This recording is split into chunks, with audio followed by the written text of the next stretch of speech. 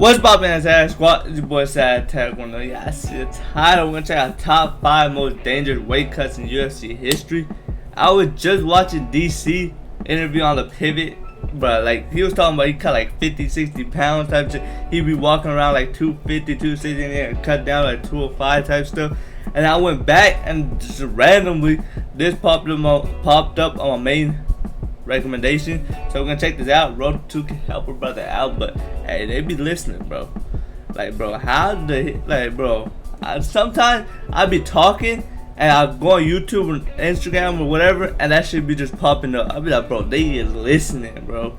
But let's check this out. One of the biggest problems in combat sports, and it comes with a host help a brother out. Hit that like button. From severe dehydration to liver shutdown. Bro. Today, we will be looking at the top 5 most insane weight cuts in MMA and how they affected the fight. Let's get it. It's not difficult to see why fighters cut a lot of weight. It allows them to be bigger and stronger than their opponents inside the octagon. Most UFC champions have been considered big for their weight class and has given them the advantages needed to win UFC belt.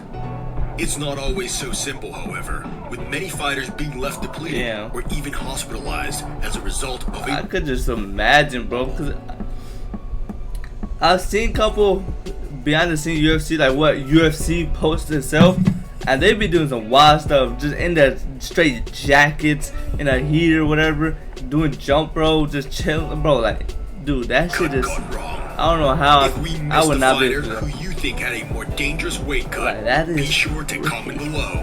Without further ado, let's get started. Like, I freaking got 2 fans on me. I'm heated right now. Imagine. Romero, UFC 225. That's recent. Oh, we're booking.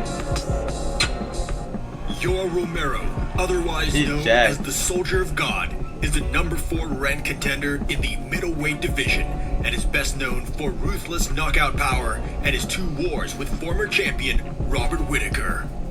In his second matchup with Whittaker at UFC 225, Romero looked gaunt and ghost-like on the scale. He initially missed weight by 1 pound, and on his second attempt, Romero struggled to even walk to his hotel room. A scary sight. Bro, I could just imagine. And then you have to fight in like couple.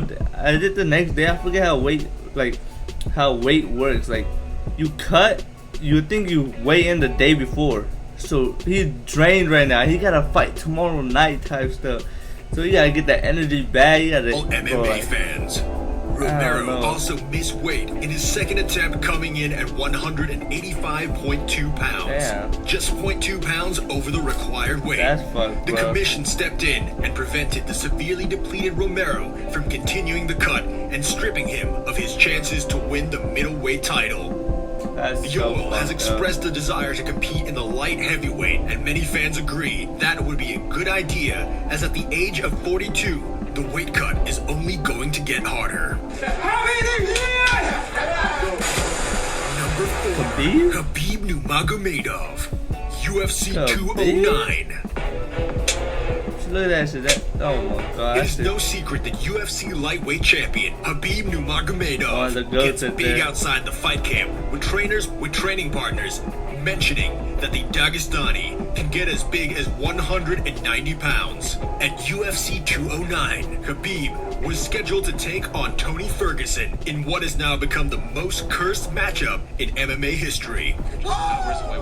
On the morning of the weigh-in, the Eagle was rushed to the hospital after suffering dehydration and intense liver pain, and the fight had to be scrapped. This was not the first time Nurmagomedov has had troubles with his weight, having missed weight once previously at UFC 160. However, it appears the wrestler has made the necessary adjustments to his nutrition and weight cut. Khabib has not missed weight since and has looked a lot healthier on the scale. Still, the hospitalization has many fans worried every time he steps on the scale. That is tough. Location, I'm gonna come. That is number 3, tough, bro. Like, Darren Till, UFC Fight Night 130. I've never watched Fight Night. Oh, that dude looks gone.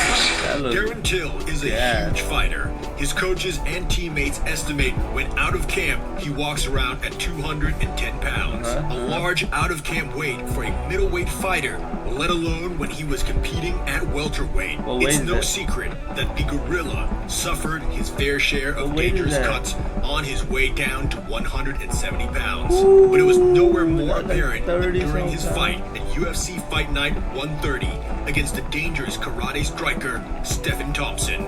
Till missed weight by 3.5 pounds. But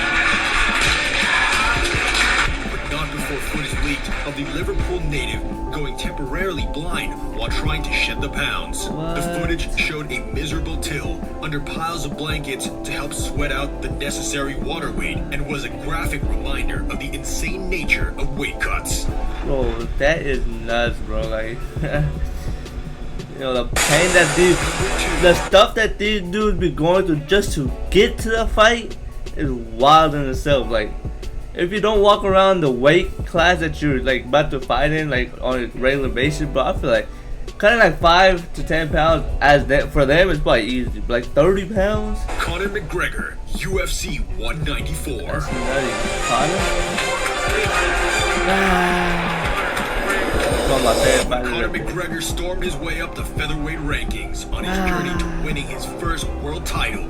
Fans were constantly reminded of just how dangerous extreme weight cutting is, with a grossly depleted and malnourished McGregor stepping on the scales time and time again. No more was this more apparent than his title fight against Jose Aldo at UFC 194. With Aldo himself suffering from a huge weight cut, it was in no way comparable to the notorious one. McGregor was bone thin and appeared fragile as he stepped on the scale, screaming at the camera with a haunting example of just how far these athletes are willing to go to obtain the advantage.